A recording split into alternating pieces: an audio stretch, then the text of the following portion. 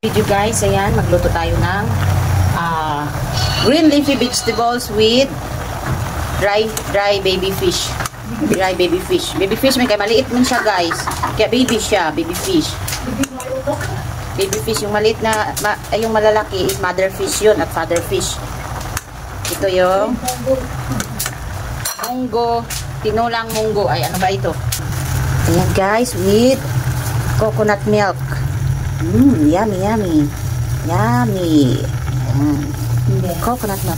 Ipataka, mamaya pa yan. Ayan guys. Ayan. Cooking with the munggo. Beans. Ano ba ito sa English? Beans. Green munggo. Oh, beans ito. Anong green peas? Pataka na. Ayan guys. Green munggo. Ay, green munggo po ko. With squash or kalabasa. And okra and eggplant or talong. Then, sakpan natin ng 5 minutes. And guys, after 5 minutes, ayan, yummy. Then, lagyan natin ng and then is ito, kamuti tax. Ayan, sweet potato leaves. Ayan, lagyan natin ng konting salt. Yes. Then, magic ang ating pampalasa. Lagyan mo ito po, lagyan mo ito. And then guys, this is tak tak tak Ajinomoto. Then, haluin natin.